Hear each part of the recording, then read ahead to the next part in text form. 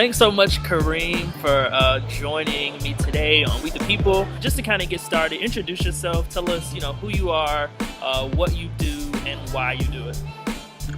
Who am I, what I do, and why I do it? So I'm Kareem Taylor. I'm a voiceover actor, published author, speaker. I do voiceovers on a daily basis where I record commercials for television, film, all types of platforms. Why do I do it? I do it because originally when I first got started, at least when I started looking at careers, I wanted something that was profitable, but also something that would allow me to live the lifestyle that I want to live. Everything from getting up and going to the gym whenever I feel like it, getting up whenever I feel like it, being happy for Monday instead of sad for Monday. So that's kind of why I do it, and it's allowed me to kind of have the lifestyle that I've always dreamed of, and it works the way that I want it to work. Cool. So, was this always something that you wanted to do? Hey, I want to be a voiceover actor. No, I wanted to. I think my first internship in the entertainment industry was at BET. Okay. And I loved the experience that I had there. I often met some colleagues who didn't enjoy what they were doing, and it wasn't just necessarily that particular place. This is a lot of places, right? So a lot of people were like, I don't really want to do this. I don't feel comfortable being somewhere 9 to 5, and that's no knock against 9 to 5. Yes, it is. But sometimes you can feel caged in and you don't have anything. So I saw that at an early age, and I was like, I don't want an office job. I knew that was something I was uncomfortable with, and so I always kind of went in saying, I have to find something where I don't have to be in an office all day. And then I discovered voiceover when I was in college, and I was like, wait, I actually like doing this. It wasn't just because I knew how much money they made, or it looked fancy or anything. It was a weird job. I was just like, I can actually do this. I actually enjoy doing this, and I can show up for it, and I don't really care. I don't have any questions to ask. I love doing this, and that's kind of how I started doing it. It was just by accident,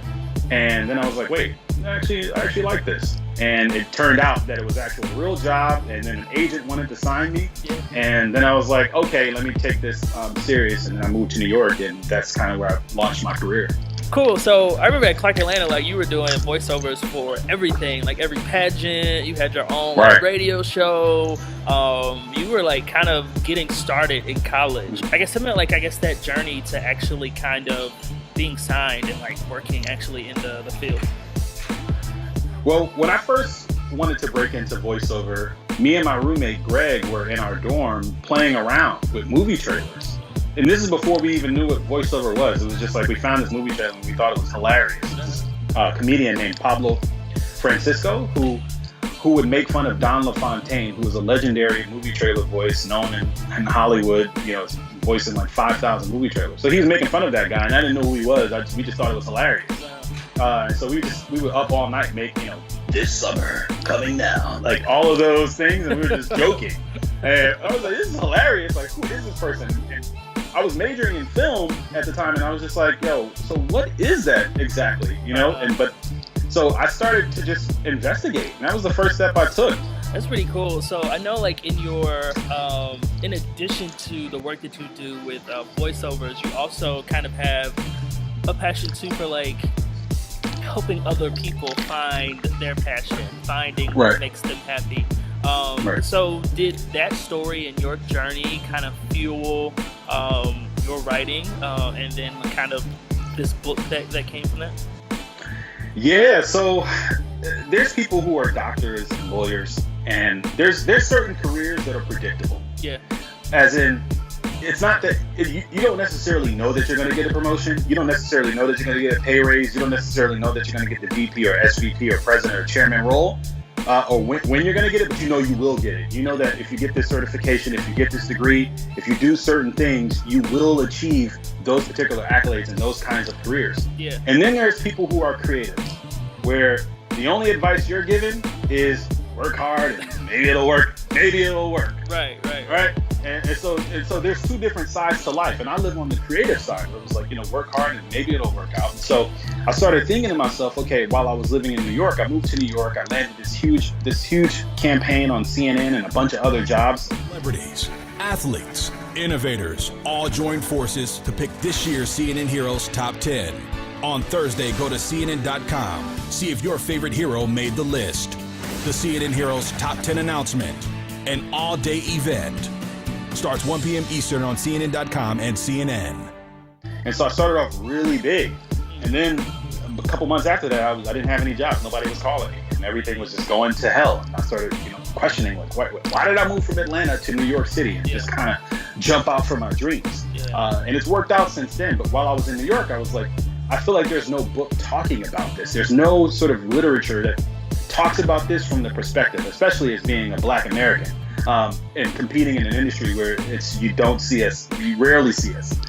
And luckily in New York, I had the chance to be at auditions and literally seeing the people who do voiceovers, which was a once in a lifetime opportunity. So when I would see this, I'm like, no one's telling this story. I have to share this story in some capacity.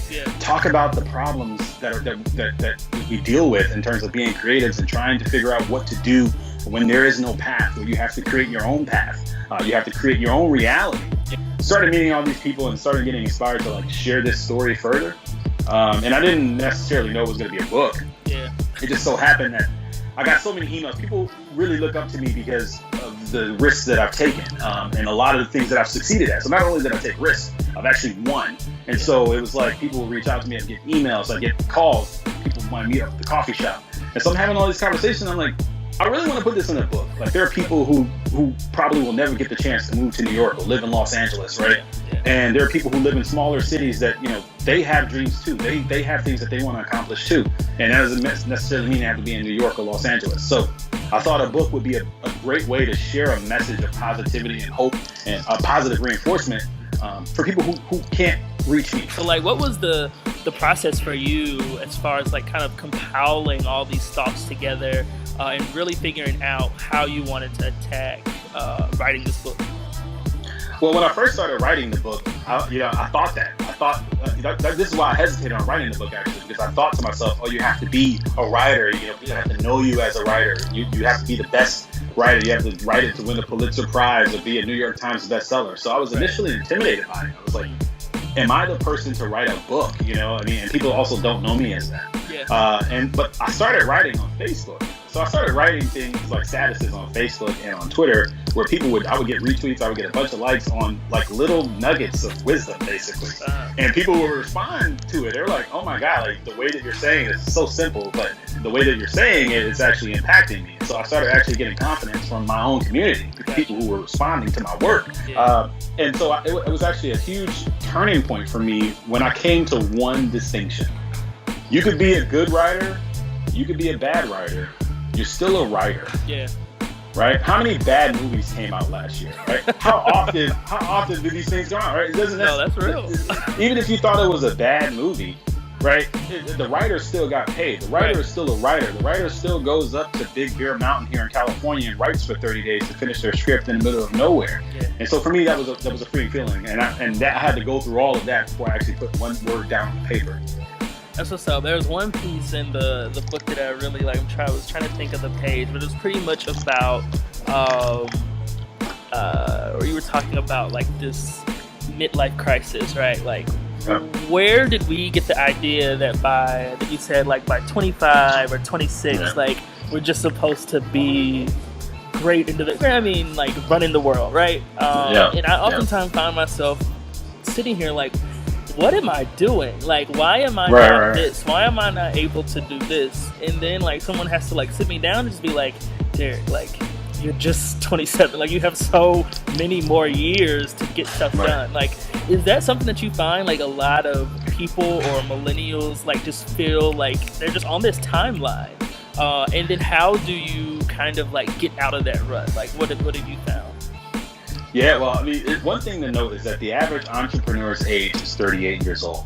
And so oftentimes, if someone told you, though, at 18 that you wouldn't get your life together until you were 38, you probably would have never done anything that you've done in your life, right? You probably would have never went to college. You probably would have never finished high school. You would have just felt hopeless, right? If somebody actually tells you what the statistics are, you might lose hope and you may not, achieve some of the things that you've achieved so far. So oftentimes, I think people have to hide us from the truth in terms of how long it actually takes to become a pro, to go from amateur to pro to really good, to stop asking yourself the wrong questions. Because often you get the wrong answers because you're asking the wrong questions. You sort of have to go through that time period. And that's what I think from my early 20s when I graduated from Clark Atlanta, I really did feel, though, that I had an obligation to my family, to my peers to be successful. Yeah. And I felt like I was carrying that weight on my back to prove to everybody that this worked, especially moving from Atlanta to New York, kind of giving up everything that I gave up to move to New York.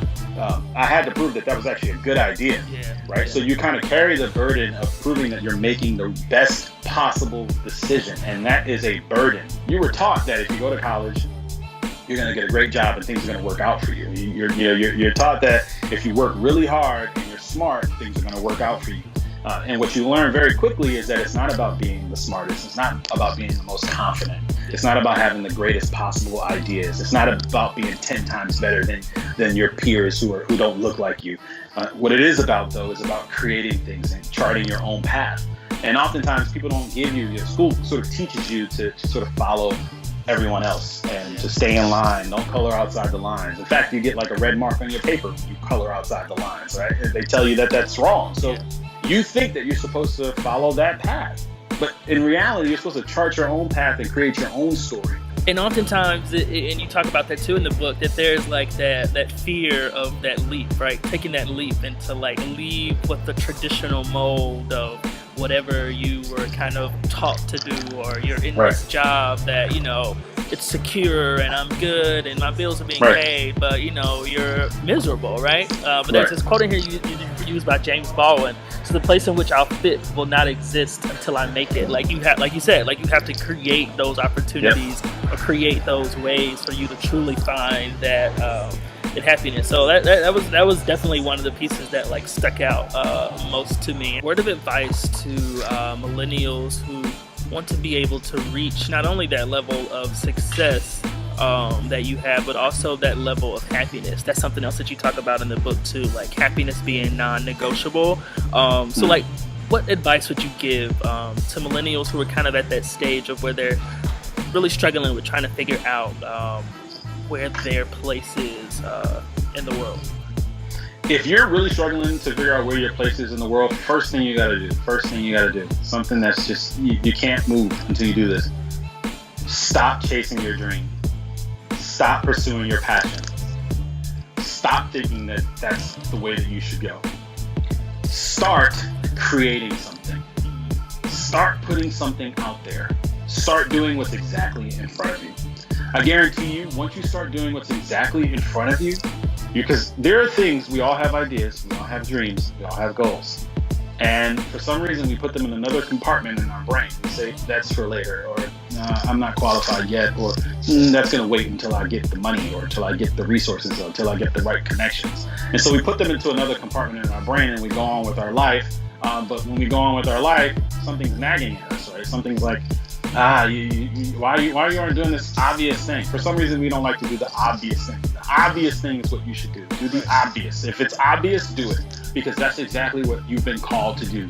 For a lot of people, the thing that you want to do personally, it's not obvious. We're not looking at you and saying, oh, that's the obvious thing. But there's something in you that's like, that's the obvious thing. Like, why aren't you doing that thing? Like, that's what you should be doing. So many of us are so stuck on living our passion and becoming this thing that we had in our brain that we can't get past that. So I would suggest stop trying to live your passion.